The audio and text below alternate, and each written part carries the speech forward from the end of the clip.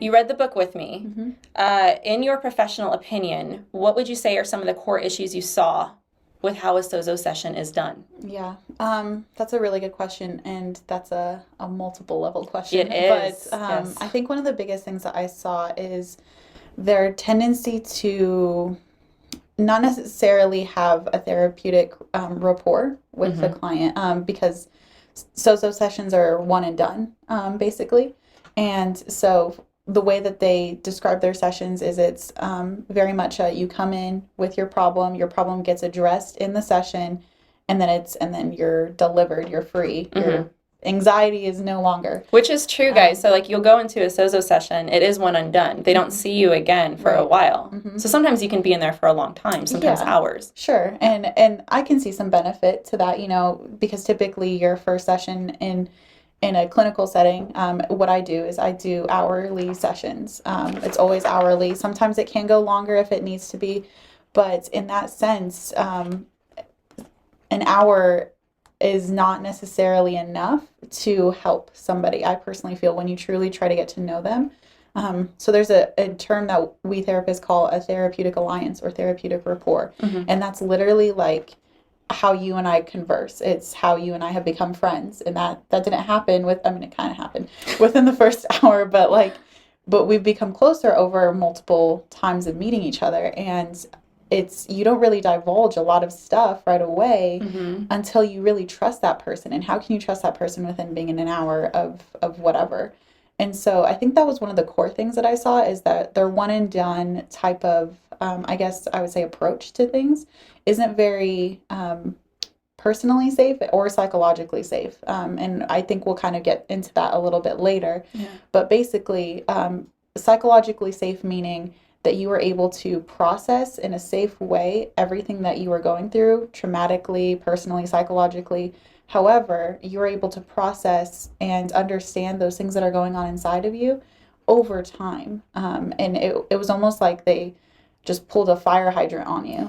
And that doesn't help a person that has experienced trauma. They don't need a fire hydrant. They need slow little leaks into why they have the behaviors that they have, and they need healing the way that they do. It's not a fire hydrant type of way to help somebody and to help them heal as well. Yeah. So in reading the book, both of us read it. And to be clear, I should have started with this, but yes, you are a Christian. Yeah.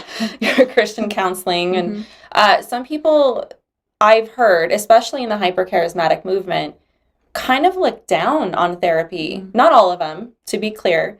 But it's been said from a lot of hyper-charismatic teachers and preachers that it's almost like a lack of faith if you go see a therapist, because to them, there's a spirit attached to, and you and I talked about this, but they believe that there's a spirit attached to everything. Like if you're too religious, it's a religious spirit, which I get accused of all the time for some reason. I'm like, reading your Bible doesn't make you religious, guys. Yeah.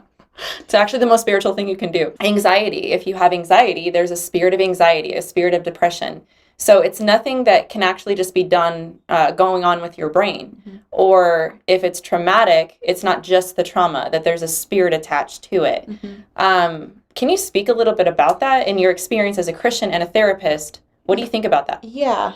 My first inclination to that is that it's hard to, that's kind of like saying, our limbs are working without nerves. Our body is our body without skin. And we cannot have our minds be attached to something like anxiety, or to our minds to experience things as anxiety, depression, or whatever, without understanding the brain. And so I think when people say, oh, it's a spiritual issue, okay, well, where is your spirit in your body? And if that's true, then why do some people have PTSD episodes? Why do some people have dissociation? Why are there these chemicals in our brain that God has given us to actually create emotions and to create synapses and neurological thinking patterns? Why have those things been created if it's all just a spiritual issue?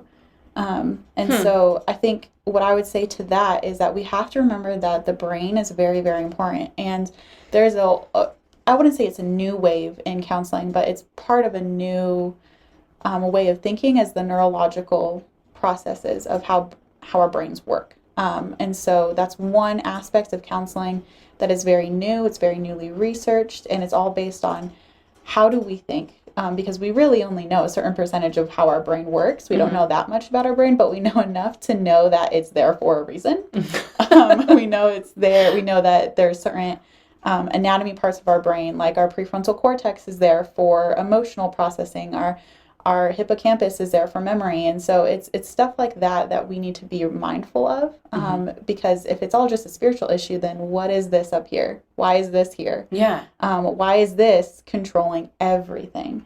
And so, and it's not just our emotions that this controls. It controls all of our internal organs. And so that's why you see a lot of people who have anxiety have trouble eating, because it affects their gastrointestines.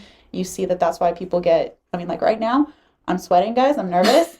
And that's because my brain's telling me I'm in a state of where I have like an alerted sense, like I'm on edge. There's there's the camera, and there's lights, and it's a little bit warmer than normal. Yeah. And so there's a reason why those things happen, and just because I'm sweating does not mean it's a spiritual issue right now. It's because I'm nervous. And so I think it's important to remember that. And I know that seems really complex, but it's actually really, really simple. And I think when we put it all on a spiritual issue, and I just want to disclaim, I'm not saying that there's no such thing as a spiritual issue. The Bible does say. I was just going to say, we've talked about that. Yeah, the Bible does talk about, how there's spiritual warfare. However, I don't want to chalk it up all to a spiritual issue. And so I need to, as a counselor, me specifically, I need to remember that there are a lot of different aspects that are going on, which is also why I don't think that a lot of what SOZO does is correct, because they don't look at any of those things. There's such a thing as called, it's very, very standard. It's a biopsychosocial process, which is a very big word. But it basically means we look at your biological history, ethnicity, gender, all of that stuff. We look at, and that has a lot to do with your health. How's your blood pressure? How is your heart rate, just in general, like all of those things. Your social background, how was it when you grew up? Do you have brothers? Do you have sisters? How are your parents? And your psychological model, okay, how do you think? What are your behaviors? What are your emotions? They don't talk about any of that in SOZO. No. So how are you really able to understand somebody if that's really part of who you are, is your body, your surroundings, and your thought patterns? This is fascinating. Yeah.